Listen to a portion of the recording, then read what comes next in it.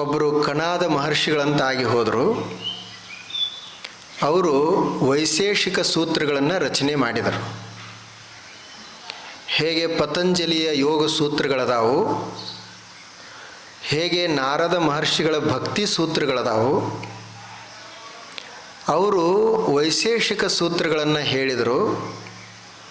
ಅದರಲ್ಲಿ ಎರಡನೇ ಸೂತ್ರ ಯಥೋ ಅಭ್ಯುದಯ ನಿಶ್ರೇಯಸ ಸಿದ್ಧಿ ಸಹ ಧರ್ಮ ಅಥಾತೋ ಧರ್ಮ ಜಿಜ್ಞಾಸ. ಇದು ಮೊದಲನೆಯ ಸೂತ್ರ. ಯಥೋ ಅಭ್ಯುದಯ ನಿಶ್ರೇಯಸ ಸಿದ್ಧಿ ಸಹ ಧರ್ಮ. ಧರ್ಮ ಅಂತ ಯಾವುದು ಕಾಣಬೇಕು ಅಂತ ಅವ್ರು ಹೇಳ್ತಾರೆ. ನಾನು ಧರ್ಮದ ಸರಿಯಾದ ವ್ಯಾಖ್ಯಾನವನ್ನು ಮಾಡ್ತೀನಿ ಕೇಳ್ರಿ. ಆ ಧರ್ಮ ಹೇಗಿರಬೇಕು?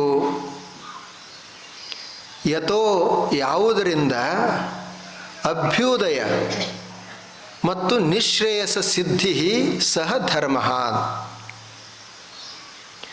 ಯಾವ ಸಾಧನೆಯಿಂದ ನಾವು ಹೊರಗಡೆಯೂ ಶ್ರೀಮಂತರಾಗ್ತೀವಿ, ಯಾವ ಸಾಧನೆಯಿಂದ ನಾವು ಒಳಗೆಯೂ ಶ್ರೀಮಂತರಾಗ್ತೀವಿ, ಅಂಥ ಸಾಧನೆಗೇ ಧರ್ಮ ಅಂತ ಕರೀತಾರೋ ಅಂತ. ಧರ್ಮ ಅಂದರೆ ನಮ್ಮನ್ನು ಒಳಗೂ ಶ್ರೀಮಂತ ಮಾಡ್ತದ ಮತ್ತು ಹೊರಗಡೆಯೂ ಶ್ರೀಮಂತ ಮಾಡ್ತದ. ಅದಕ್ಕೆ ಧರ್ಮ ಅಂತ ಕರೆಯೋದು. ಅಭ್ಯುದಯ ಅಂದ್ರೆ ಹೊರಗಡೆ ಶ್ರೀಮಂತರಾಗುವುದು, ಅದಕ್ಕೆ ಅಭ್ಯುದಯ ಅಂತ ಕರೀತಾರೆ. ನಿಶ್ರೇಯಸ ಅಂತಂದ್ರೆ ಒಳಗಿನ ಸಿರಿತನ,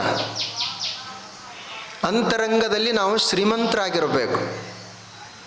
ಹೇಗೆ ನಾವು ಹೊರಗಡೆ ಹಣವನ್ನು ಗಳಿಸಿ ಶ್ರೀಮಂತರು ಅಂತ ಭಾವಿಸ್ತೀವಲ್ಲ, ಹಾಗೂ ಒಳಗಡೆನೂ ಒಳ್ಳೆಯ ಗುಣಗಳನ್ನು ಗಳಿಸಿ ನಾವು ಶ್ರೀಮಂತರಾಗಬೇಕು.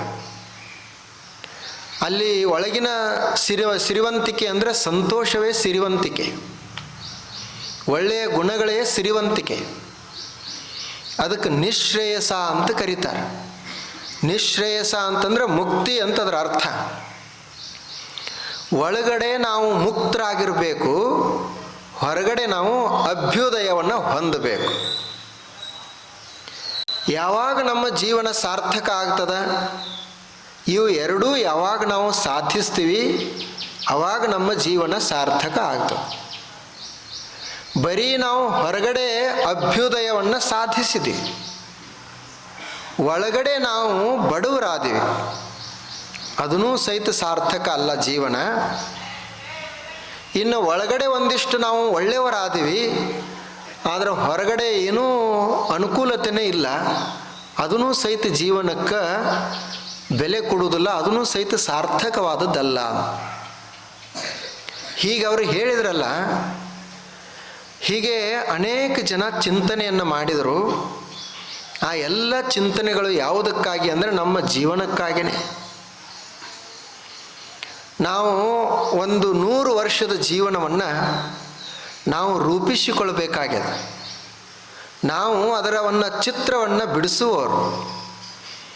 ನಮ್ಮ ಎದುರುಗಡೆ ಒಂದು ಕ್ಯಾನ್ವಾಸ್ ಅದ, ಒಂದು ಬಟ್ಟೆ ಅದ, ನಮ್ಮ ಹತ್ತಿರ ಒಂದು ಬ್ರಷ್ ಅದ, ನಮ್ಮ ಹತ್ತಿರ ಒಂದಿಷ್ಟು ಬಣ್ಣ ಅದ.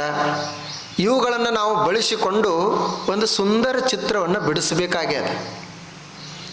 ಯಾವುದು ಕ್ಯಾನ್ವಾಸ ಒಂದು ಆಯುಷ್ಯ ಅನ್ನೋದಲ್ಲ, ಅದೇ ಒಂದು ಬಟ್ಟೆ ಇದ್ದಂಗೆ. ಎಷ್ಟೇ ಆಯುಷ್ಯ ಇರಲಿ, ಎಷ್ಟು ವರ್ಷ ನಾವು ಬದುಕ್ತೀವಿ ಅದು ಬಹಳ ಮಹತ್ವದಲ್ಲ.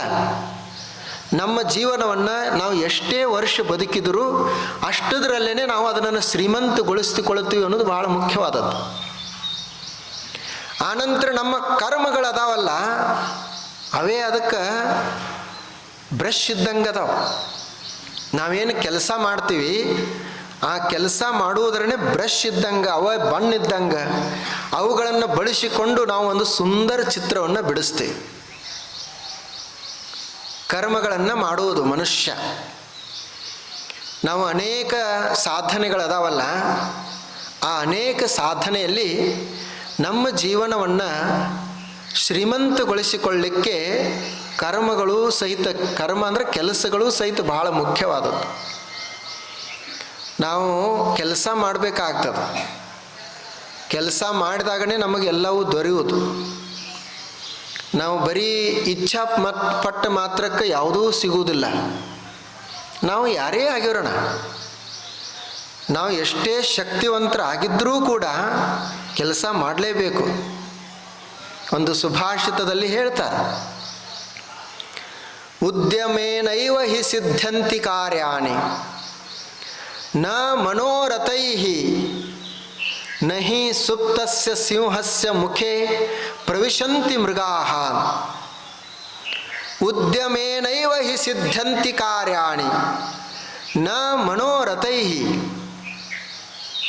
ಉದ್ಯೋಗದಿಂದ ಮಾತ್ರ ಕಾರ್ಯಗಳು ಸಿದ್ಧಿಸ್ತಾವು, ಬರೀ ನ ಮನೋರಥೈ, ಮನಸ್ಸಿನಿಂದ ಇಚ್ಛೆ ಪಟ್ಟರೆ ಆಗುವುದಿಲ್ಲ.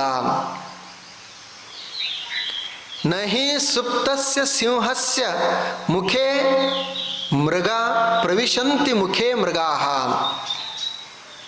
ಸಿಂಹದ ಅದು ಅರಣ್ಯದ ರಾಜ, ಅರಣ್ಯದ ಒಡೆಯ. ಅದು ಅಂಥ ಸಿಂಹ ಸಹಿತ ತನ್ನ ಆಹಾರಕ್ಕಾಗಿ ಭೇಟಿ ಆಡಲೇಬೇಕು. ನಾ ಸಿಂಹ ಅದನಿ, ಎಲ್ಲ ಪ್ರಾಣಿಗಳು ತಾನ ಬಂದು ನನ್ನ ಬಾಯಿಯೊಳಗೆ ಬೀಳಲಿ ಅಂದರೆ ಬೀಳುವುದಿಲ್ಲ ಅಂತ. ನಹಿ ಸುಪ್ತಸ್ಯ ಸಿಂಹಸ್ಯ ಮುಖೇ, ಅದರ ಮುಖದಲ್ಲಿ ಯಾವ ಪ್ರಾಣಿಗಳನ್ನು ತಾನ ಬಂದು ಬೀಳುವುದಿಲ್ಲ. ನೀ ರಾಜಾರೇ ಇರು, ಮಹಾರಾಜರೇ ಇರು, ನೀನು ಆಹಾರವನ್ನು ತೆಗೆದುಕೊಳ್ಬೇಕಾದ್ರೆ ಕೆಲಸ ಮಾಡಲೇಬೇಕು. ಹಾಗೆ ನಾವು ಬರೀ ಇಚ್ಛಾ ಪಟ್ಟಿವಿ ಹೀಗಾಗಲಿ ಅಂತ, ಹಾಗಾಗುವುದಿಲ್ಲ. ಕೆಲಸ ಮಾಡಬೇಕಾಗ್ತದೆ, ಕಷ್ಟಪಡಬೇಕಾಗ್ತದೆ. ಆದರೆ ನಮ್ಮದೇನು, ಮನುಷ್ಯರದೇನು ಅಂದರೆ ಕೆಲಸ ಮಾಡಿರಬಾರ್ದು. ನಾವು ಏನು ಆಸೆ ಪಡ್ತೀವಿ, ಇಚ್ಛೆ ಪಡ್ತೀವಿ, ತಾನೇ ಆಗಬೇಕು. ಅಂಥದ್ದು ಏನರ ಒಂದು ಉಪಾಯ ಐತಿ ಏನೋ ಅಂತ ಎಲ್ಲರೂ ಹುಡುಕಾಡಕತ್ಯಾರ. ಎಲ್ಲರೂ ಹೋಗಿ ನಾವು ಕೇಳುವುದೇನು, ನಾವು ಕೆಲಸ ಮಾಡಿರಬಾರ್ದು, ಫಲ ಅರೆ ತಾನೇ ಸಿಗಬೇಕು. ಶಾಲಿ ಹುಡುಗರು ಅವ್ರೇನು ಯೋಚನೆ ಮಾಡ್ತಾರೆ, ನಾವು ಅಭ್ಯಾಸ ಮಾಡಿರಬಾರ್ದು, ಆದ್ರೆ 1 ನಂಬರ್ ಅರೆ ಬರಬೇಕು. ಅಂಥದ್ದು ಏನರ ಸಾಧನ ಇದ್ರೆ ಹೇಳ್ರಿ. ಅದಕ್ಕೊಂದು ಏನರ ಮಂತ್ರ ಇದ್ರೆ, ಅದಕ್ಕೊಂದು ಏನರ ತಾಯಿತಿದ್ರೆ, ಅಥವಾ ಯಾವ್ದಾರ ದೇವ್ರಿದ್ರೆ ಅವ್ರಿಗೆ ಹೇಳ್ರಿ, ಹೋಗಿ ಭೇಟಿ ಆಗ್ತೀವಿ. ಇವ ಹನುಮಂತಗೆ ಹೋಗಿ ಭೇಟಿ ಆದ. ದಿನಾಲೂ ಹೋಗುವ ಶನಿವಾರಕ್ಕೊಮ್ಮೆ ಹನುಮಂತಗೆ ಹೋಗುವವ, ಹನುಮಂತ ಕೇಳುವ, ನಾನು ಅಭ್ಯಾಸ ಮಾಡಬಾರ್ದು, ಆದ್ರೆ ಸಾಲಿ ಒಳಗೆ 1 ನಂಬರ್ ಬರಬೇಕು. ಹಂಗೆ ನೀನು ಆಶೀರ್ವಾದ ಮಾಡು. ಎಂತಿಂಥವ್ರಿಗೆ ಆಶೀರ್ವಾದ ಮಾಡೇದಿ, ರಾಮನ ಕಷ್ಟಗಳನ್ನೆಲ್ಲ ದೂರ ಮಾಡೇದಿ, ಅವನ ಹೆಂಡತಿಯನ್ನು ಹುಡುಕಿ ನೀನೇ ಕೊಟ್ಟಿ, ಸಮುದ್ರಕ್ಕೆ ಸೇತುವೆ ಕಟ್ಟಿದೆ. ಇನ್ನು ನನ್ನ ಒಬ್ಬನು ನೀನು ಸಾಲ್ಯಾಗ ಯಾಕೆ 1 ನಂಬರ್ ಮಾಡಬಾರ್ದು ಅಂತ ಇವ ಕೇಳ್ತಾನೆ. ಅವ ಹನುಮಂತ ಹೇಳ್ದ, ಉಳಿದದ್ದೆಲ್ಲ ಮಾಡ್ಬೋದು, ಇದು ಮಾತ್ರ ಬಹಳ ಕಷ್ಟದ ಕೆಲಸದ. ನಾನು ಸಾಲ್ಯಾಗ 1 ನಂಬರ್ ಬಂದಿಲ್ಲ, ಇನ್ನು ನಿನ್ನೇನು ನಾ 1 ನಂಬರ್ ಮಾಡೋದು? ನೀನು ಸಾಲಿ ಒಳಗೆ 1 ನಂಬರ್ ಬರಬೇಕಾದ್ರೆ ಓದಲೇಬೇಕು. ಬರೀ ನೀನು ನನಗೆ ಬಂದು ಭೇಟಿ ಆದಿ, ದಿನಾಲು ನನಗೆ ದರ್ಶನ ತೆಗೆದುಕೊಂಡು ನಾನು ಪಾಸ್ ಆಗಬೇಕು, 1 ನಂಬರ್ ಬರಬೇಕು ಅಂದರೆ ಇದು ಆಗುವುದಿಲ್ಲ. ದಿನಾಲು ಓದು, ಮತ್ತು ಓದಿದ ಬಳಿಕ ನನ್ನ ಹತ್ತಿರ ದರ್ಶನಕ್ಕೆ ಬಾ, ಆನಂತರ ನಿನಗೆ ಏನಾದರೂ ಆಶೀರ್ವಾದ ಆಗ್ತದ ಅಂತ ಹನುಮಂತ ಹೇಳ್ತಾನೆ. ಹಾಗೆ ನಮ್ಮದು ಎಲ್ಲರದು ಹಾಗೆ ಅದ. ವ್ಯಾಪಾರ ಮಾಡೋರು ಏನು ಯೋಚನೆ ಮಾಡ್ತಾರ, ನಮಗೆ ಆಯ್ತಾಗಿ ಏನ್ರಿ ಸಿಗಬೇಕು. ನಾವು ಒಕ್ಕಲ್ತನ ಮಾಡುವವ್ರು ಏನು ಬಯಸ್ತೀವಿ, ತಾನೇ ಬರಬೇಕು ಬೆಳೆ. ಹೊಲಕ್ಕೆ ಹೋಗಿರಬಾರ್ದು, ಅವು ಅಲ್ಲಿಂದ ಕಬ್ಬು ಸಹಿತ ಕಡ್ಕೊಂಡು ಬರಬಾರ್ದು, ಬರೇ ರೊಕ್ಕ ಅಟ್ಟೆ ಮನೆಗೆ ಬರಬೇಕು.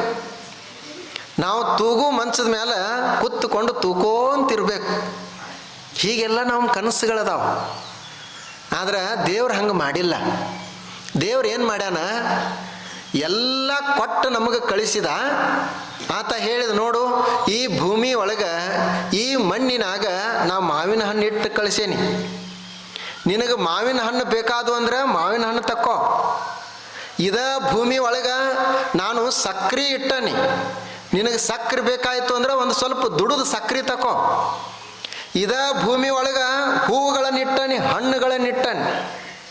ನಿನಗೆ ಬೇಕಾಯಿತು ಅಂದರೆ ನನಗೆ ಬೇಡಕ್ಕೆ ಹೋಗಬೇಡ, ನಿನ್ನ ಮೈಯೊಳಗೆ ಶಕ್ತಿ ಕೊಟ್ಟನಿ, ನಿನ್ನ ತಲೆಯೊಳಗೆ ವಿಚಾರಗಳನ್ನು ಕೊಟ್ಟನಿ, ಅದನ್ನೆಲ್ಲ ಬಳಸು, ದುಡಿ, ಮಣ್ಣಿನಿಂದ ಮಾವಿನ ಹಣ್ಣನ್ನು ತೆಗೆದುಕೊಂಡು ಅನುಭವಿಸು ಅಂತ ಅವ ದೇವರು ಹೇಳ್ತಾ.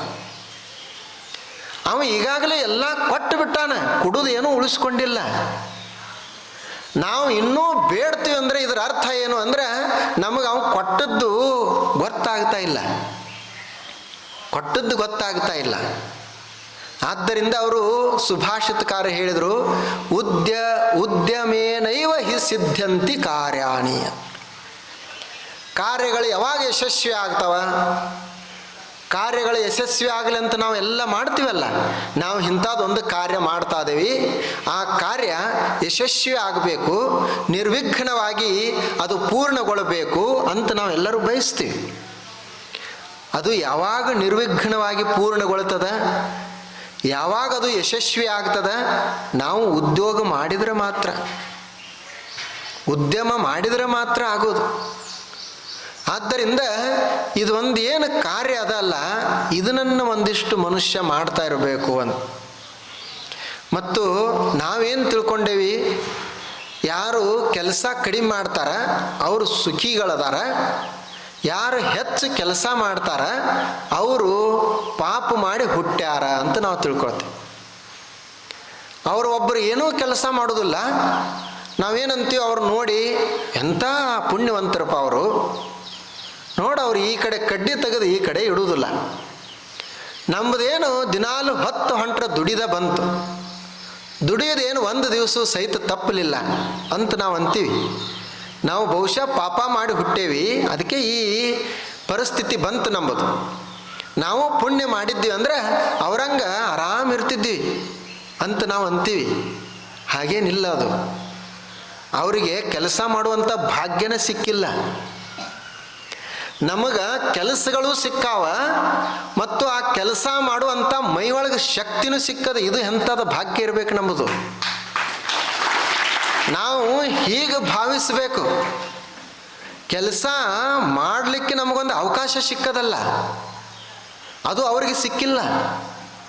ಮತ್ತು ಅವ್ರು ಯಾಕೆ ಕೆಲಸ ಮಾಡೋದಿಲ್ಲ? ಅವರಿಗೆ ಕೆಲಸನೂ ಸಿಕ್ಕಿಲ್ಲ ಮತ್ತು ದೈಹಿಕವಾಗಿಯೂ ಅವರು ಅಷ್ಟು ಸಮರ್ಥರಿಲ್ಲ, ಅದಕ್ಕಾಗಿಯೇ ಅವರಿಗೆ ಕೆಲಸ ಮಾಡೋಕ್ಕಾಗ್ತಾ ಇಲ್ಲ. ನಾವು ಕೆಲಸ ಮಾಡೋದು ನಮ್ಮದು ಇದೊಂದು ಭಾಗ್ಯ ಅಂತ ಭಾವಿಸಬೇಕು. ದೇಹವನ್ನು ನಾವು ಎಷ್ಟು ಬಳಸ್ತೀವಿ ಅಷ್ಟದು ಸದೃಢವಾಗಿರ್ತದೆ. ಅದನ್ನು ನಾವು ಸುಮ್ಮನೆ ಹೀಗೆ ಇಟ್ಟಿವಿ ಅಂತಂದ್ರೆ ಅದು ಶಕ್ತಿ ಬರೋದಿಲ್ಲ. ಅದಕ್ಕೆ ನಾವು ಎಷ್ಟೇ ಆಹಾರ ಹಾಕೋಣ, ದಿನಾಲೂ ಹಾಲು ಹಾಕೋಣ, ಎಲ್ಲ ತುಪ್ಪ ಬೆಣ್ಣೆ ಹೋಳಿಗೆ ಎಲ್ಲ ಉಣ್ತಾನ, ಆದರೆ ಕೆಲಸ ಮಾಡಲಿಲ್ಲ ಅಂದ್ರೆ ಅದು ಶಕ್ತಿ ಕೊಡೋದಿಲ್ಲ. ಕೆಲಸ ಬೇಕು, ಅವಾಗ ಅದಕ್ಕೆ ಶಕ್ತಿ ಬರ್ತದೆ. ಕೆಲಸದಿಂದ ಮನುಷ್ಯನ ಶರೀರ ಗಟ್ಟಿ ಆಗ್ತದೆ.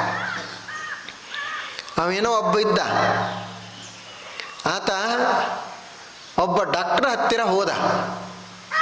ಡಾಕ್ಟ್ರು ಭಾಳ ಪ್ರಸಿದ್ಧ ಡಾಕ್ಟ್ರ್ ಇದ್ರು ಅವರು. ಆತ ಅವ್ರಿಗೆ ಹೋಗಿ ಕೇಳಿದ, ಡಾಕ್ಟ್ರಿಗೆ ಹೋಗಿ ಕೇಳಿದ, ನೋಡ್ರಿ ನೀವು ಎಲ್ಲ ತಿಳಿದವ್ರು ಅದರಿ, ನನಗೆ ಇಂಥದ್ದೊಂದು ಔಷಧ ಕೊಡಬೇಕು, ಒಟ್ಟು ಆರಾಮ ತಪ್ಪಬಾರ್ದು, ಯಾವ ರೋಗನ ಬರಬಾರ್ದು, ಅಂಥದ್ದೊಂದು ಏನ್ರಿ ಔಷಧ ಇದ್ರೆ ಕೊಡ್ರಿ ಅಂತಂದ.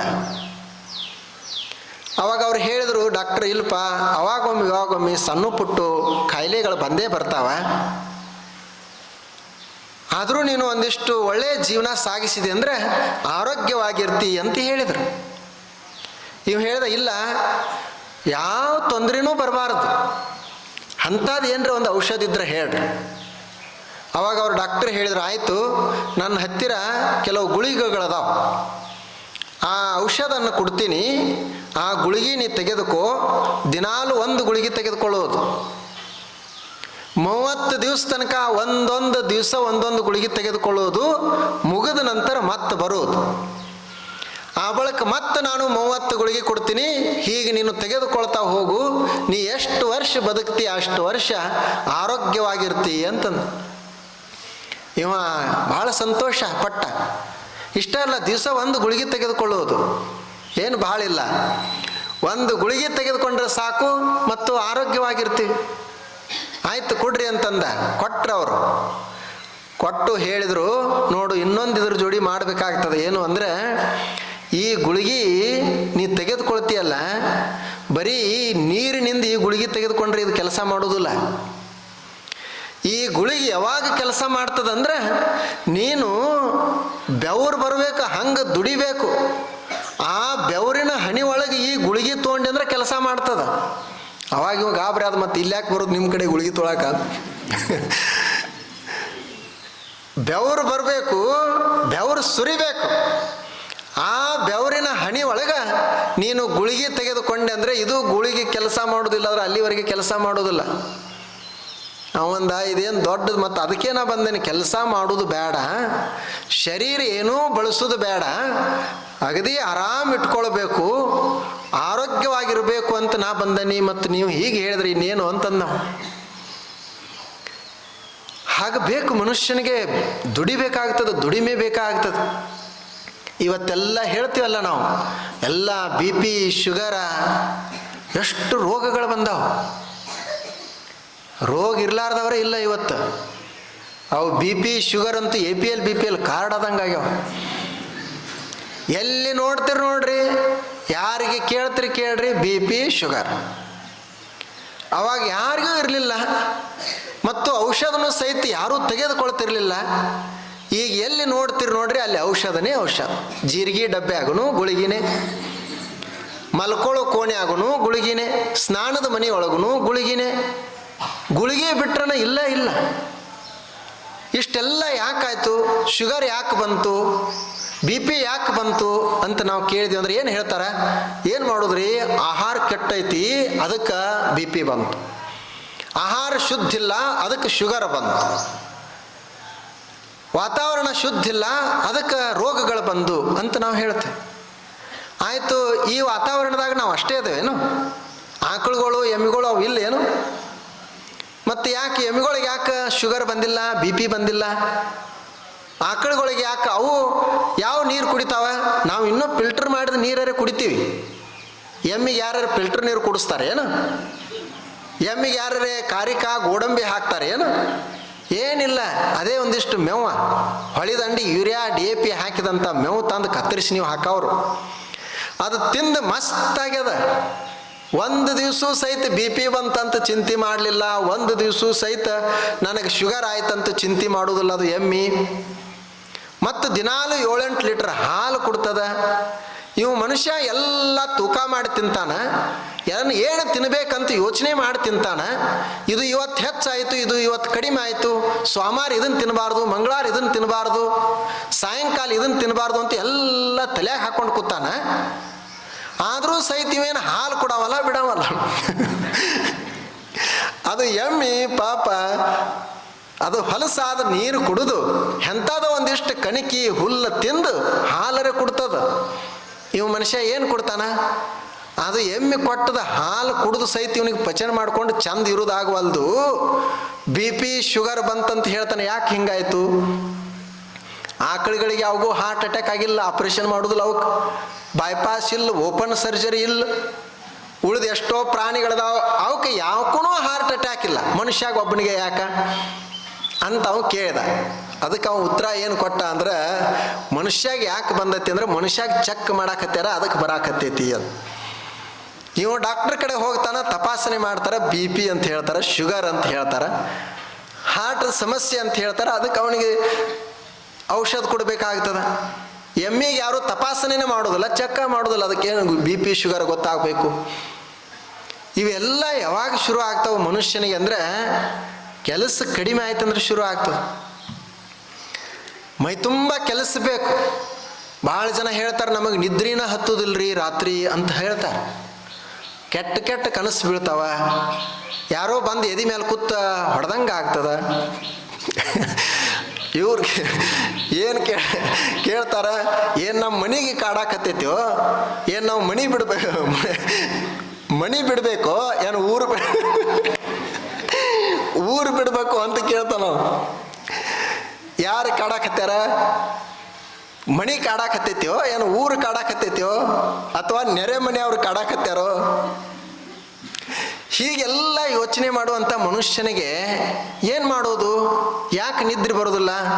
ಬೆವರು ಬಂತು ಅಂದ್ರೆ ರಾತ್ರಿ ಹಾಸಿಗೆ ಸಹಿತ ಮಾಡೋದು ಅವಶ್ಯಕತೆ ಬರಂಗಿಲ್ಲ. ಮೈ ತುಂಬ ದುಡಿದ ಅಂದ್ರೆ ಹಾಸಿಗೆನ ಅವಶ್ಯಕತೆ ಇಲ್ಲ, ನಿದ್ರೆ ತಾನೇ ಹತ್ತದ. ಆಹಾರ ಎಂಥದೈತೆ ಅಂತ ಗೊತ್ತು ಸಹಿತ ಬೇಡ, ಏನು ತಿಂದರೂ ಸಹಿತ ಪಚನ ಆಗ್ತದ. ಈ ನೀವು ದುಡಿಲಾರ್ದವ ಇದ್ದ ಅಂದ್ರೆ ಮುಂಜಾನೆ ಏನು ತಿನ್ನಬೇಕು, ಸಾಯಂಕಾಲ ಏನು ತಿನ್ನಬೇಕು, ಇದ್ರಾಗ ಏನದ ಅದ್ರಾಗ ಏನದ ಹಿಂಗೆ ಹೇಳ್ಕೋ ಅಂತ ಕೂಡ್ತಾನೆ. ಆದ್ದರಿಂದ ದೈಹಿಕವಾಗಿಯೂ ದುಡಿಬೇಕು, ಇನ್ನು ನಮ್ಮ ಇಚ್ಛೆಗಳು ಈಡೇರಿಸಬೇಕಾದ್ರೂ ದುಡಿಬೇಕು, ಕೆಲಸ ಬೇಕು ಮನುಷ್ಯನಿಗೆ. ಅದನ್ನು ಋಷಿಗಳು ಎಷ್ಟು ಮಹತ್ವ ಕೊಟ್ರಂದ್ರೆ ಅದಕ್ಕೆ ಆ ಕೆಲಸವನ್ನೇ ಅವರು ಯೋಗ ಅಂತ ಮಾಡಿದರು. ಅದಕ್ಕೆ ಕರ್ಮ ಯೋಗ ಅಂತ ಕರೆದರು. ಕರ್ಮ ಯೋಗ ಅಂದರೆ ಯಾವುದು? ಯೋಗ ಅಂದರೆ ಕಣ್ಣು ಮುಚ್ಚಿಕೊಂಡು ಕೂತ್ಕೊಂಡು ಮಾಡುವುದು, ಅದು ಯೋಗ ಅಲ್ಲ. ಅದಷ್ಟೇ ಯೋಗ ಅಲ್ಲ. ನಮಗೇನು ಒಂದು ಮಾತು ಕೊಟ್ಟಾನ ದೇವರು, ಚಂದಾಗಿ ಮಾತನಾಡಿದೀವಿ ಅಂದರೆ ಅದೇ ವಚನ ಯೋಗ. ನಾವು ಕಣ್ಣು ಏನು ಕೊಟ್ಟಾನ ದೇವರು, ಕಣ್ಣನ್ನು ಸರಿಯಾಗಿ ಬಳಸಿದೀವಿ ಅಂದ್ರೆ ಅದೇ ನೇತ್ರಯೋಗ, ಅದೇ ಶಿವಯೋಗ. ನಮಗೇನು ಕಿವಿಗಳನ್ನು ಕೊಟ್ಟಾನ ದೇವರು, ಆ ಕಿವಿಗಳನ್ನು ನಾವು ಸರಿಯಾಗಿ ಚಲುವುದನ್ನು ಕೇಳುವುದಕ್ಕಾಗಿ ಬಳಸಿದೀವಿ ಅಂದ್ರೆ ಅದೇ ಶ್ರವಣ ಯೋಗ, ಅದೇ ಸತ್ಸಂಗ. ಆನಂತರ ನಮಗೇನು ಒಂದು ಮನಸ್ಸು ಕೊಟ್ಟಾನ, ಚಂದಾಗಿ ಯೋಚನೆ ಮಾಡಿದೀವಿ ಅಂದ್ರೆ ಅದೇ ಧ್ಯಾನ ಯೋಗ. ಚಲೋ ವಿಚಾರಗಳನ್ನು ಮಾಡಿದೀವಿ ಅಂದ್ರೆ ಅದೇ ಜ್ಞಾನ ಯೋಗ. ಅವರು ಋಷಿಗಳು ಹಾಗೆ ಹೇಳಿದರು. ಶರಣರು ಏನು ಹೇಳಿದರು ಅಂದರೆ, ನೀನು ಕೆಲಸ ಮಾಡ್ತೀಯಲ್ಲ ಅದನ್ನು ಬರೀ ಕೆಲಸ ಅಂತ ಅಷ್ಟೇ ತಿಳ್ಕೋಬೇಡ, ಅದೊಂದು ಪಾಪ ಅಂತ ಭಾವಿಸಬೇಡ, ಅದು ನೀನು ಹಿಂದೆ ಮಾಡಿದ ಪಾಪದಿಂದ ಸಿಕ್ಕೈತಂತ ಹೀಗೆ ಭಾವಿಸಬೇಡ. ಕರ್ಮ ಅಂದ್ರೆ ಅದು ಕರ್ಮ, ಬರೀ ಕರ್ಮ ಅಲ್ಲ, ಅದು ಕಾಯಕ ಅಂತ ಅವ್ರು ಕರೆದ್ರು. ಕಾಯಕವೇ ಕೈಲಾಸ ಅಂತ ಕರೆದ್ಲಿ. ಕೈಲಾಸ ಎಲ್ಲಿ ಅದ? ಸ್ವರ್ಗ ಎಲ್ಲಿ ಅದ?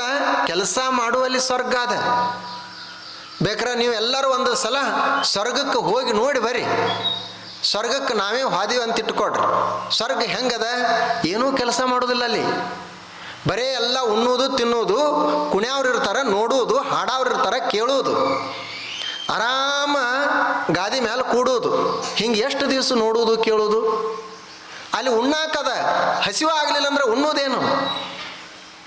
ಮನಸ್ಸಿಗೆ ಸಮಾಧಾನ ಯಾವಾಗ? ಮನಸ್ಸಿಗೆ ಒಂದಿಷ್ಟು ಕಷ್ಟ ಆದಾಗ ಅವಾಗ ಒಂದಿಷ್ಟು ಸಮಾಧಾನ ಬರ್ತದೆ. ಸವಿ ಯಾವಾಗ ಬರ್ತದೆ ಮನುಷ್ಯನಿಗೆ? ಸವಿ ನಾಲಿಗೆಯಲ್ಲಿ ಒಂದಿಷ್ಟು ಬರಬೇಕು ಮೊದಲು. ಆಹಾರದಲ್ಲಿ ಸವಿ ಇಲ್ಲ, ನಾಲಿಗೆಯಲ್ಲಿ ಸವಿ ಬರ್ತದೆ. ಸ್ವರ್ಗಕ್ಕೆ ಹೋದ್ರೂ ಸಹಿತ ಈ ದುಡಿಲಾರ್ದಂಥ ಮನುಷ್ಯ ಸ್ವರ್ಗ ಸಹಿತ ಅವನಿಗೆ ನರಕ ಆಗ್ತದ. ಇನ್ನು ದುಡಿಯುವಂಥ ಮನುಷ್ಯನಿಗೆ ಆತನಿಗೆ ನರಕಕ್ಕೆ ಹೋಗಿ ಬಿಟ್ಟರು ಸಹಿತ ಅವನು ದುಡಿತಾ ಇದ್ದ ಅಂದ್ರೆ ನರಕವನ್ನೇ ಆತ ಸ್ವರ್ಗವನ್ನಾಗಿ ಮಾಡ್ತಾನೆ. ಈ ಭೂಮಂಡಲ ಇದು ಸ್ವರ್ಗ ಅಲ್ಲ ಏನಿದು? ಯಾವ ಪಕ್ಷಿ ಪ್ರಾಣಿಗಳು ಸಹಿತ ಒಂದೂ ಸಹಿತ ಅವು ಯೋಚನೆ ಮಾಡುವುದಿಲ್ಲ ಸ್ವರ್ಗ ಎಲ್ಲಿ ಐತಿ, ಯಾವಾಗ ಹೋಗ್ತೀವಿ ನಾವು ಅಂತವು ಎಂದೂ ಕೇಳುವುದಿಲ್ಲ. ಅವಂತಾವ ಈ ಭೂಮಂಡಲನೇ ಈ ಸ್ವರ್ಗ. ಇದು ನಮಗೇನು ಒಂದು ಕಂಠ ಕೊಟ್ಟಾನ ದೇವರು, ಹಾಡ್ಕೋಂತ ಬದುಕೋಣ, ಕೆಲಸ ಮಾಡ್ಕೋಂತ ಬದುಕೋಣ ಅಂತವು ಯೋಚಿಸ್ತಾವ. ಇವು ಬುದ್ಧಿವಂತ ಮನುಷ್ಯ ಒಬ್ಬನೇ ಹುಡುಕಾಡಕತ್ತಾನ. ಸಾವಿರಾರು ವರ್ಷ ಆಯ್ತು ಹುಡುಕಾಡ್ತಾನೆ ಅದಾನ. ಎದನ್ನು ಹುಡುಕಾಡಕತ್ತಾನ? ಸ್ವರ್ಗ ಹುಡುಕಾಡಕತ್ತಾನ. ಯಾರು ತೋರಿಸ್ತಾರೇನು ಅಂತ ಹುಡುಕಾಡಕತ್ತಾನ. ಎಲ್ಲ ಆಕಾಶ ತುಂಬ ತಿರುಗಾಡಿ ನೋಡ್ತಾ ಅದಾನ, ಎಲ್ಲಿ ಸಿಗ್ತಾ ಇಲ್ಲ ಇನ್ನೂ. ಅದು ಎಲ್ಲಿ ಇಲ್ಲ, ಎಲ್ಲೋ ಆಕಾಶದಲ್ಲಿ ಹುದುಗಿಕೊಂಡಿಲ್ಲ. ಅದು ನಾವು ಮಾಡುವಂಥ ಕೆಲಸದಲ್ಲಿ ಅದು. ಇಲ್ಲಿ ನೋಡ್ರಿ, ಮಲ್ಲಿಗೆ ಹೂವನ್ನಿಟ್ಟಾರ, ಎಷ್ಟು ಸುವಾಸನೆ ಬರ್ತಾವೆ. ಈ ವಾಸನೆ ತೆಗೆದುಕೊಂಡ್ರೆ ಸ್ವರ್ಗದ ಸುಖ ಸಿಕ್ಕಂಗೆ ಅನ್ನಿಸ್ತದಲ್ಲ. ಆ ಮಲ್ಲಿಗೆ ಹೂವು ತಯಾರಾಗಬೇಕಾದ್ರೆ ಎಷ್ಟು ಕಷ್ಟಪಟ್ಟದದು. ಮಲ್ಲಿಗೆ ಹೂವು, ಮಲ್ಲಿಗೆ ಕಂಟಿ ಎಷ್ಟು ಕಷ್ಟಪಟ್ಟು ಅದೆಲ್ಲ ಬಿಸಿಲು ಉಂಡು ಎಲ್ಲ ಒಂದಿಷ್ಟು ನಮಗೆ ಬೇಡಾದದನ್ನು ತೆಗೆದುಕೊಂಡು ಮಲ್ಲಿಗೆಯನ್ನು ತಯಾರು ಮಾಡ್ತದೆ. ಅದರಲ್ಲಿ ಒಂದಿಷ್ಟು ಸುಗಂಧವನ್ನು ತುಂಬುತ್ತದೆ, ದುರ್ಗಂಧವನ್ನು ತಾನು ಅನುಭವಿಸ್ತದೆ, ಸುಗಂಧವನ್ನು ನಮಗೆ ಕೊಡ್ತದೆ. ಅದು ಹೇಗಿರ್ಬೇಕು ಅದರ ಕೆಲಸ. ಆದ್ದರಿಂದ ಕೆಲಸ ಒಂದಿಷ್ಟು ಮಾಡಬೇಕು ಮನುಷ್ಯ. ಮತ್ತು ಹೇಳ್ತಾರೆ ಭಗವದ್ಗೀತೆಯಲ್ಲಿ, ಸ್ವತಃ ದೇವರು ಸಹಿತ ಅವನು ಸಹಿತ ಕೆಲಸ ಮಾಡ್ತಾ ಇದ್ದಾನಂತ. ಅರ್ಜುನನಿಗೆ ಕೃಷ್ಣ ಹೇಳಿದ, ದೇವರ ಸ್ವರೂಪವಾಗಿ ಹೇಳಿದ, ನಮೇ ಪಾರ್ಥಾಸ್ತಿ ಕರ್ತವ್ಯಂ ತ್ರಿಷು ಲೋಕೇಶು ಕಿಂಚನ ನಾನವಾಪ್ತಂ ಅವಾಪ್ತವ್ಯಂ ವರ್ತ ಏವಚ ಕರ್ಮಣೀಯನ್. ನೋಡು ಅರ್ಜುನ, ನನಗೆ ಈ ಜಗತ್ತಿನಲ್ಲಿ, ಈ ವಿಶ್ವದಲ್ಲಿ ಮಾಡಬೇಕಾಗಿರುವಂಥದ್ದು ಏನೂ ಇಲ್ಲ. ನಾನು ಪಡೆಯಬೇಕಾಗಿರೋದು ಯಾವುದೂ ಇಲ್ಲ, ಎಲ್ಲ ಪಡೆದನ್ ನಾನು. ಆದರೂ ಸಹಿತ ನಾನು ಕೆಲಸ ಮಾಡ್ತಾ ಇದ್ದೀನಿ ಅಂತ. ಸೂರ್ಯನನ್ನು ಆಕಾಶದಲ್ಲಿ ತೇಲಿಬಿಟ್ಟವರು ಯಾರು? ಅದೊಂದು ಪ್ರಕೃತಿ ದೇವತೆ, ಅದೇ ದೇವರು. ಗಾಳಿಯನ್ನು ಬೀಸುವಂಗ ಮಾಡಿದಾರ, ಭೂಮಿಯನ್ನು ಫಲವತ್ತುಗೊಳಿಸಿದಾರ, ಸಾವಿರಾರು ಕಿಲೋಮೀಟರ್ ದೂರದಲ್ಲಿರುವಂಥ ಸಮುದ್ರದ ನೀರನ್ನು ತಂದು ಇಲ್ಲಿ ನಮ್ಮ ಊರಿಗೆ ಸುರಿಸ್ತದ. ಯಾವ ಶಕ್ತಿ ಕೆಲಸ ಮಾಡ್ತದ? ಇದು ಕೆಲಸ ಇರಲಾರ್ದ ಇರ್ತದೆ ಏನು? ನಿಸರ್ಗದಲ್ಲಿ ಪ್ರತಿ ಕ್ಷಣ ಕೆಲಸ ನಡೆದದು. ಕೆಲಸ ಇರಲಾರ್ದಂತೂ ಇರ್ಲಿಕ್ಕೇ ಆಗೋದಿಲ್ಲ. ನಹಿ ಕಶ್ಚಿತ್ ಕ್ಷಣಮಪಿ ಜಾತು ತಿಷ್ಟತ್ಯ ಕರ್ಮಕೃತ್ ಕಾರ್ಯತೋ ಹವಶಃ ಕರ್ಮ ಪ್ರಕೃತಿರ್ ಜೈರ್ಗುಣೈ. ಈ ಪ್ರಕೃತಿಗೆ ಅನುಗುಣವಾಗಿ ಕೆಲಸ ನಿರಂತರವಾಗಿ ನಡೆದದ. ಒಂದು ಕ್ಷಣ ಸಹಿತ ನಹಿ ಕಶ್ಚಿತ್ ಕ್ಷಣಮಪಿ, ಒಂದು ಕ್ಷಣವೂ ಸಹಿತ ಕೆಲಸ ಇರಲಾರ್ದ ಇರ್ಲಿಕ್ಕಾಗೋದಿಲ್ಲ ಅಂತ. ಈಗ ನಾವು ಅಂತೀವಿ ಕೆಲಸ ನಾವು ಮಾಡೋದಿಲ್ಲ ಅಂತ, ಆದರೆ ನಮ್ಮ ಹಾರ್ಟ್ ಕೆಲಸ ಮಾಡ್ತಿರ್ತದೆ. ಅದು ಹೇಳ್ತಂದ್ರೆ ಆಯ್ತು ನೀ ಕೆಲಸ ಬಿಟ್ಟು ನಾನು ಬಿಟ್ಟೆ ಅಂದ್ರೆ, ನಮ್ಮದು ನಾವು ಅಂತೀವಿ ನಾವು ಉಂಡ ಆಹಾರ ಪಚನ ಮಾಡಬೇಕಾದ್ರೆ ಜಠರ್ ಕೆಲಸ ಮಾಡ್ತದೆ. ಪ್ರತಿಯೊಂದು ಸೆಲ್ಸ್ ಅಣುಗಳೆಲ್ಲ ಕೆಲಸ ಮಾಡ್ತಾ ಇದಾವೆ ಶರೀರದಲ್ಲಿ. ಅದಕ್ಕೆ ನಾವು ಆಲೋಚನೆ ಮಾಡ್ತೀವಿ, ಮಾತನಾಡ್ತೀವಿ, ಕೆಲಸ ನಡೆದಿರ್ತದೆ.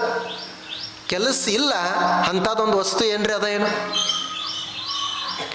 ಕೆಲಸ ಇಲ್ಲ ಅದರ ಅರ್ಥ ಏನು ಅಂದರೆ ನಾವು ಜೀವಂತಿಲ್ಲ ಅಂತ ಅದರ ಅರ್ಥ. ಎಲ್ಲಿವರೆಗೆ ಕೆಲಸ ಇರ್ತದ ಅಲ್ಲಿವರೆಗೆ ಜೀವಂತಿಕೆ ಇರ್ತದೆ. ಕೆಲಸ ಅಂದರೆ ಏನು? ಈಗ ನೋಡುವುದದ, ಕೇಳಬೇಕು, ಮಾಡಬೇಕು, ನಡಿಬೇಕು, ಕೈಗಳನ್ನು ಅಲುಗಾಡಿಸ್ಬೇಕು. ಏನೂ ಇಲ್ಲ, ಕೈ ಅಲುಗಾಡಿಸ್ತಾ ಇಲ್ಲ, ಕಣ್ಣು ಮುಚ್ಚಾನ, ಕಿವಿನೂ ಸಹಿತ ಕೇಳಿಸೋದಿಲ್ಲ. ಅಲುಗಾಡುದಿಲ್ಲ ಅಂದರೆ ಏನು ಅದರ ಅರ್ಥ? ಹೋಗ್ಯಾನ ಅಂತ ತಿಳ್ಕೊಬೇಕು. ಅವ ಇಲ್ಲಿ ಅದಾನಂದ್ರೆ ಏನ್ರೆ ಮಾಡ್ತಾನ ಅಂತ ಅದರ ಅರ್ಥ. ಆದ್ದರಿಂದ ನಾವು ಒಳ್ಳೆಯ ಕೆಲಸಗಳನ್ನು ಮಾಡ್ತಾ ಇರೋದು. ಮೊದಲನೇದು ಕೆಲಸ ಮಾಡಬೇಕು. ಇನ್ನು ಎರಡನೇದು ಎಂಥವು ಕೆಲಸ ಮಾಡಬೇಕು ಅಂದರೆ ಒಂದಿಷ್ಟು ಚಲೋ ಅಂತ ಕೆಲಸ ಮಾಡಬೇಕು. ಬರೀ ನಮಗಾಗಿ ಅಷ್ಟೇ ಮಾಡೋದಲ್ಲ, ಒಂದಿಷ್ಟು ಸಮಾಜಕ್ಕಾಗಿನೂ ಮಾಡೋದು. ಮತ್ತು ಅವು ಹೆಂಗೆ ಕೆಲಸ ಇರಬೇಕು ಅಂದರೆ, ಎಂಥ ಕೆಲಸಗಳಿರಬೇಕು ಅಂದರೆ ಸಮಾಜಕ್ಕೆ ನಮಗೆ ಉಪಯೋಗ ಆಗುವಂಥ ಕೆಲಸ ಇರಬೇಕು. ಈಗ ನೋಡ್ರಿ, ನಾವೆಲ್ಲರೂ ಇಲ್ಲಿ ತರುಣರೆಲ್ಲರೂ ಕೆಲಸ ಮಾಡ್ತಾ ಇರ್ತಾರೆ. ಅವರೇ ಇದನ್ನೆಲ್ಲ ಸ್ವಚ್ಛ ಮಾಡ್ತಾರೆ. ಆನಂತರ ಇಲ್ಲೊಂದಿಷ್ಟು ಹಾಸ್ತಾರ.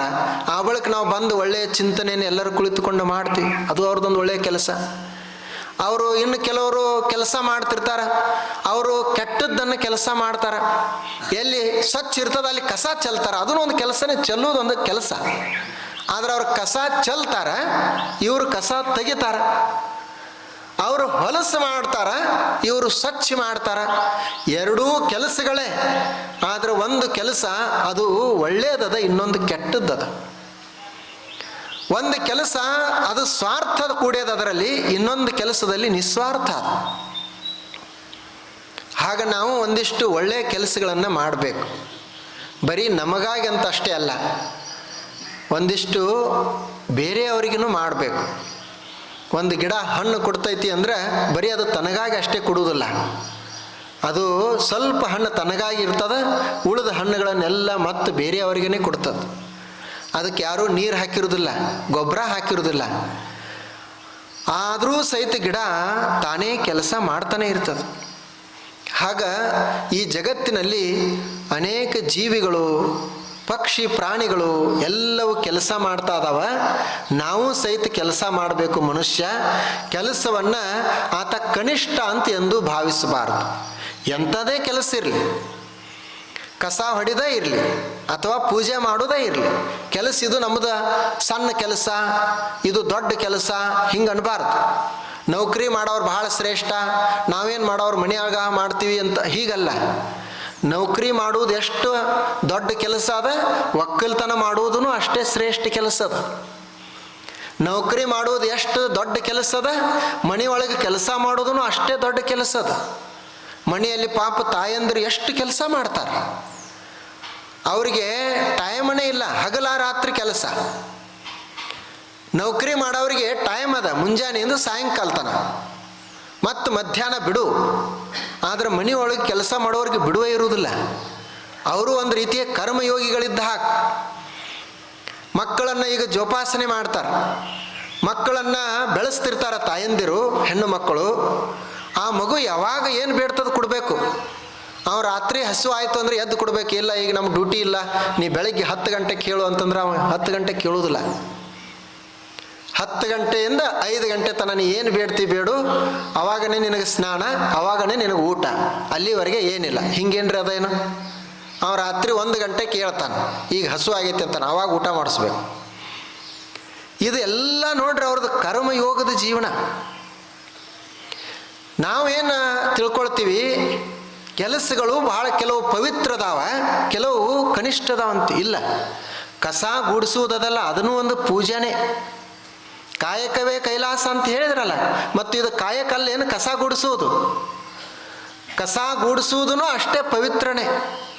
ಆದ್ದರಿಂದ ನಮಗೆ ಯಾವ ಕೆಲಸ ಒಗ್ಗತದ ಆ ಕೆಲಸವನ್ನು ಮಾಡುವುದು, ಮತ್ತು ನಮಗೆ ಎಷ್ಟು ಸಾಧ್ಯ ಆಗ್ತದೆ ಅಷ್ಟರೇ ಮಾಡುವುದು, ಖಾಲಿ ಕೂಡುವಂಗಿಲ್ಲ.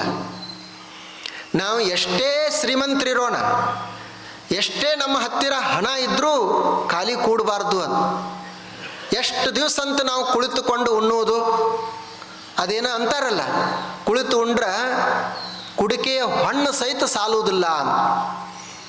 ಭಾಳಷ್ಟು ಸಾಕಷ್ಟು ಅದ, ನಾವು ಆರಾಮ ಉಣ್ಬಹುದು ಅಂತ ಹೀಗಿಲ್ಲ.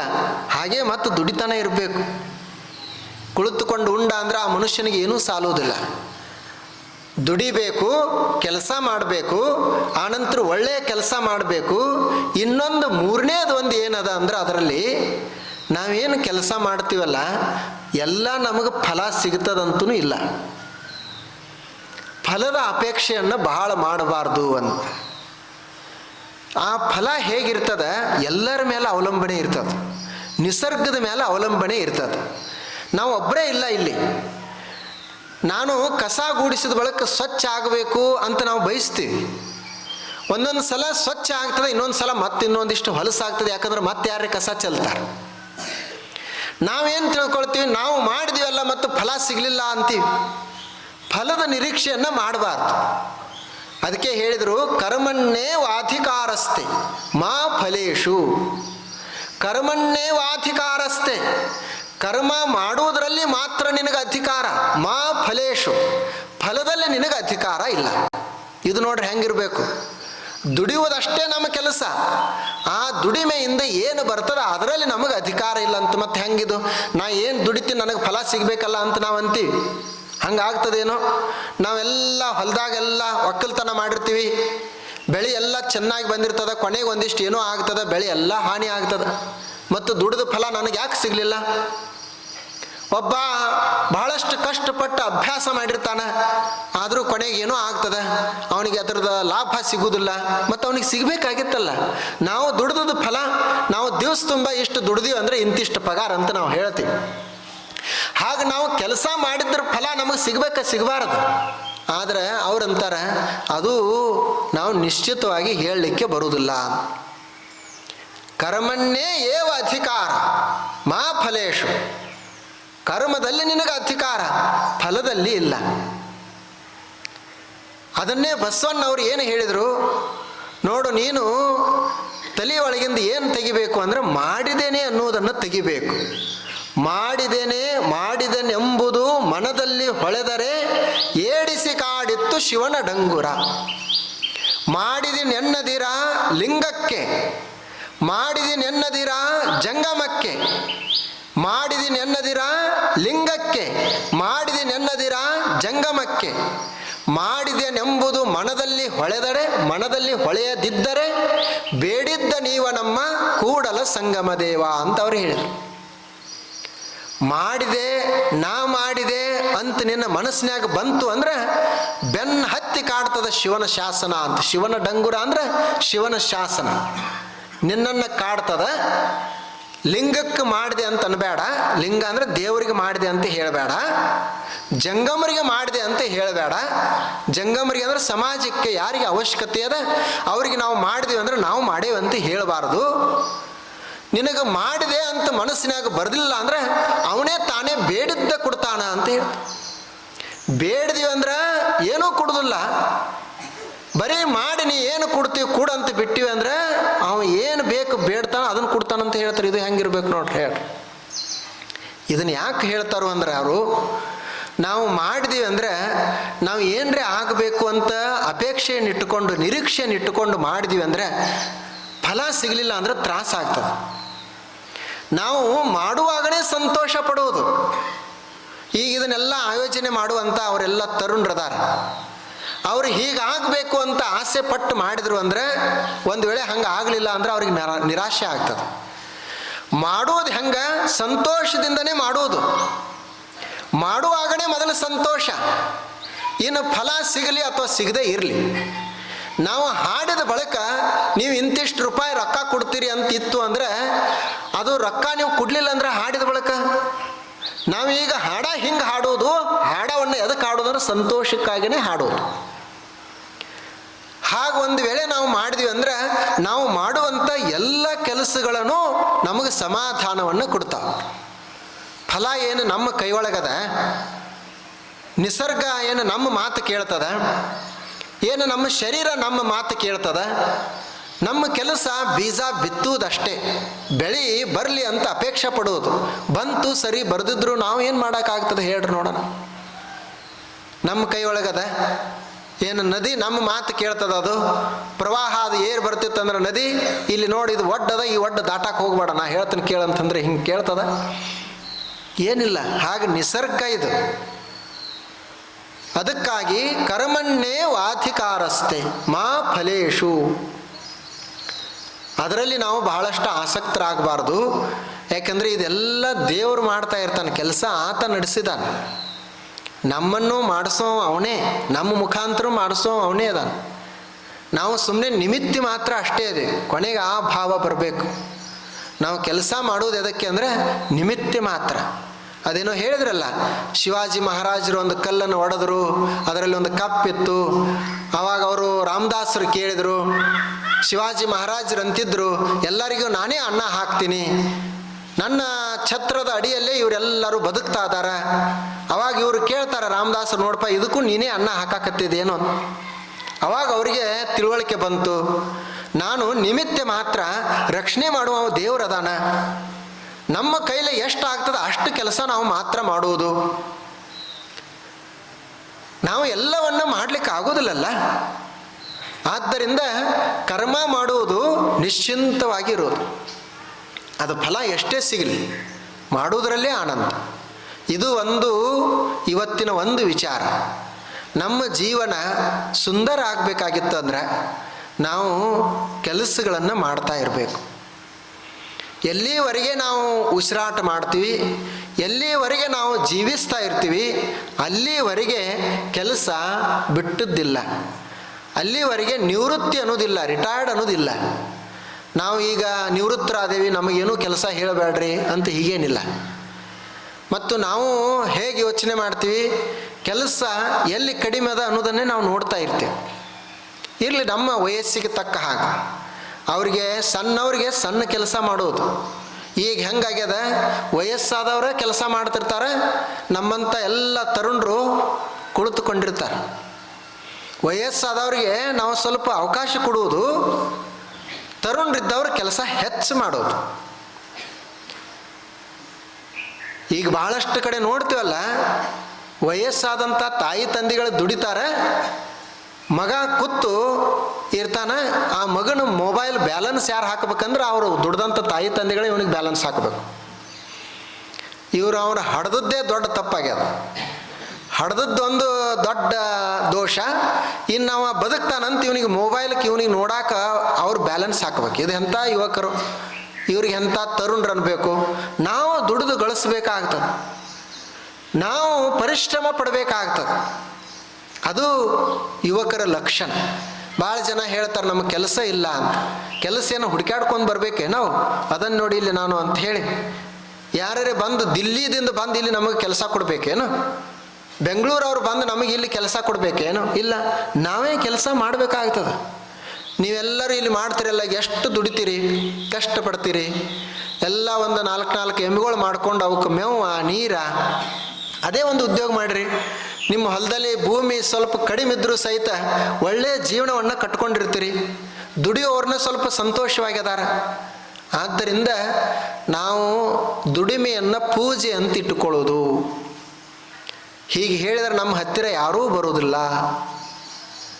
ನಾವು ಇಲ್ಲಿ ಬಂದಾಗ ನೀವು ದುಡಿರಪ್ಪ ಅಂತಂದ್ರೆ ನಾವು ದುಡಿಯೋದಂತ ಹೇಳ್ಬೇಕಾದ್ರೆ ನಿಮ್ಮ ಕಡೆ ಯಾಕೆ ಹೇಳಿಸ್ಕೊಳಕ್ಕೆ ನಾವು ಬರಬೇಕು? ಬೆಳಗ್ಗೆ ನಾವು ನಿಮ್ಮ ಹತ್ತಿರ ಎದಕ್ಕೆ ಬರ್ತೀವಿ? ದುಡಿಲಾರ್ದ ಏನ್ರಿ ಸಿಗ್ತಿತ್ತಂದ್ರೆ ಹೇಳ್ರಿ, ಅಂಥದ್ದು ಯಾವುದರೆ ಒಂದು ಲಿಂಬಿ ಹಣ್ಣಿದ್ರೆ ಹೇಳ್ರಿ, ಮತ್ತೇನ್ರ ಒಂದಿದ್ರೆ ಹೇಳ್ರಿ. ನಾವು ನಿಮ್ಮ ಹತ್ತಿರ ಅದಕ್ಕೆ ಬರ್ತೀವಿ. ಮತ್ತು ನೀವು ಮತ್ತೆ ಬಂದು ಅದನ್ನೇ ದುಡೀರಿ ಅಂತ ಹೇಳ್ತಿದ್ರಿ ಅಂದ್ರೆ ಇನ್ನು ನಾವು ನಿಮ್ಮ ಹತ್ತಿರ ಎದಕ್ಕೆ ಬರೋದು? ನೋಡ್ರಿ, ನೀವು ಮತ್ತೆ ಹೋಗ್ತಿದ್ರೆ ಹೋಗ್ರಿ, ಯಾರು ನಿಮಗೆ ಹಂಗೆ ಕೊಡ್ತಾರ? ದುಡಿಲಾರ್ದ ಕೊಡ್ತಿದ್ರಂದ್ರೆ ತೆಗೆದುಕೊಡ್ಲೆ, ಯಾರು ಬೇಡ ಅಂತಾರ? ಅವ್ರು ಎಷ್ಟು ದಿವಸ ಕೂಡ ಅವರು ನಿಮಗೆ ಕೊಡ್ತೀವಿ ಅಂತ ಹೇಳ್ತಾರೆ. ಮತ್ತು ನೀವು ಅವ್ರಿಗೊಂದು 10 ರೂಪಾಯಿ ಇಡಬೇಕಲ್ಲ. ಮತ್ತು ನಿಮಗೆ ಅವ ಒಂದು 10 ಎಕರೆ ಕೊಡೋವಿದ್ರೆ ನೀವು ಯಾಕೆ ಅವನಿಗೆ 10 ರೂಪಾಯಿ ಇಡಬೇಕು? ನೀವೇನು ಈಗ ನಮಗೆ ತಂದು ಪ್ರಸಾದ ಕೊಡಬೇಕು, ನಾವು ಆಶೀರ್ವಾದ ಮಾಡೋದು, ಆಯ್ತು ನೋಡು ನಿಂದು ಮದುವೆ ಆಗ್ತದೆ ಹೋಗಂತ. ಮತ್ತು ನೀವು ಅಷ್ಟು ಮದುವೆ ಮಾಡುವಂಥ ಪುಕ್ಕಟ್ಟ ಮದುವೆ ಮಾಡುವಂಗೆ ಪುಕ್ಕಟ್ಟ ಮಕ್ಕಳಾಗುವಂಥ ಸಾಮರ್ಥ್ಯ ಇದ್ರೆ ಮತ್ತು ನಾವು ಯಾಕೆ ನಿನಗೆ ಪ್ರಸಾದ ಕೊಡಬೇಕು? ಪ್ರಸಾದ ಸಹಿತ ಹಿಂಗೆ ಆಶೀರ್ವಾದ ಮಾಡಿಬಿಟ್ರೆ ಬರಬೇಕಲ್ಲ, ಹಿಂಗೆ ಆಕಾಶದಿಂದ. ಹೋಳಿಗೆ ಅಂದ ತಕ್ಷಣ ಹೋಳಿಗೆ ತಯಾರಾಗಬೇಕು, ಶೀಕರಣೆ ಅಂದ್ರೆ ಶೀಕರಣೆ ತಯಾರಾಗಬೇಕು. ಹಿಂಗೇನು ರೈತೇನು?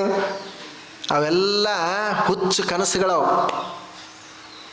ತಲೆಯಾಗ ಹಾಕೊಳ್ಬಾರ್ದು ಅವೆಲ್ಲ. ಮಸ್ತಾಗಿ ಬಸವಣ್ಣವ್ರು ಹೇಳಿದರು, ನೋಡ್ರಪ್ಪ ನೀವು ಯಾರೇ ಇರ್ರಿ ಕೆಲಸ ಮಾಡೋದು.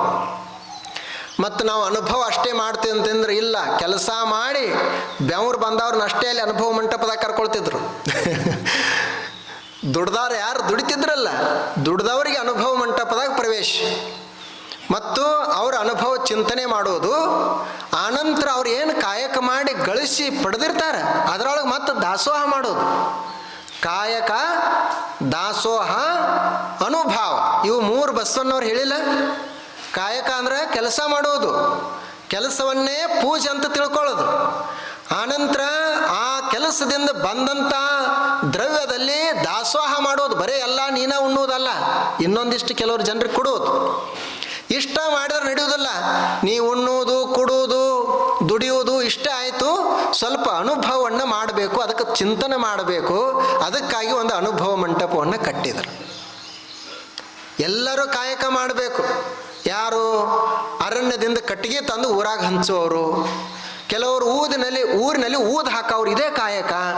ಕೆಲವರು ಆಕಳುಗಳನ್ನು ಮೇಯಿಸೋರು, ಕೆಲವರು ನೇಗೆ ಕೆಲಸ ಮಾಡುವವರು, ಕೆಲವರು ಊರನ್ನೆಲ್ಲ ಸ್ವಚ್ಛ ಮಾಡೋರು, ನೀರು ಕೊಡುವವರು, ಇದೇ ಎಲ್ಲ ಕೆಲಸ. ಎಲ್ಲದಕ್ಕೂ ಅವರು ಕಾಯಕ ಅಂತ ಕರೆದರು. ಕಾಯಕವೇ ಕೈಲಾಸ. ಬಸವಣ್ಣವರ ತತ್ವವನ್ನು ಅನುಸರಿಸಿದ ಅಂದ್ರೆ ಮನುಷ್ಯ ಹೆಂಗಾಗ್ತದೆ ಭಾರತ ದೇಶ? ಕಾಯಕ ಕೈಲಾಸ ಮಾಡ್ತದ. ಅದರ ಅರ್ಥ ನಾವು ಪೂಜೆ ಮಾಡಬಾರ್ದು, ದೇವ್ರ ಹತ್ತಿರ ಹೋಗಬಾರ್ದು ಅಂತಿದಲ್ಲ. ದೇವರಿಗೆ ಹೋಗೋಣ, ನಮಸ್ಕರಿಸೋಣ. ಆದ್ರೆ ಗೊತ್ತಿರಬೇಕು ನಾವು ದೇವರಿಗಾಗಿ ಕೃತಜ್ಞತೆಯನ್ನು ಸಲ್ಲಿಸುವುದಕ್ಕಾಗಿ ಹೋಗುವುದು. ನೀ ನನಗಿಲ್ಲಿ ಆಯುಷ್ಯ ಕೊಟ್ಟು, ನನಗೆ ಶಕ್ತಿ ಕೊಟ್ಟು, ದುಡಿಯುವಂಥ ಸಾಮರ್ಥ್ಯ ಕೊಟ್ಟದಿ, ಅವಕಾಶ ಕೊಟ್ಟದಿ, ನಾನೇ ದುಡಿದು ನಿನಗೊಂದಿಷ್ಟು ಹಣ್ಣು ತಂದು ನಿನಗೆ ನೈವೇದ್ಯ ಅಂತ ಕೊಡ್ತೀನಿ ಅಂತ ದೇವರಿಗೆ ಪ್ರಸಾದ ತೆಗೆದುಕೊಂಡು ಹೋಗುವುದು. ಪ್ರಸಾದ ಕೊಟ್ಟು ಏನರೇ ಕೇಳುವುದಲ್ಲ. ಎದಕ್ಕೆ ಪ್ರಸಾದ ಒಯ್ತಾರೆ ದೇವರಿಗೆ?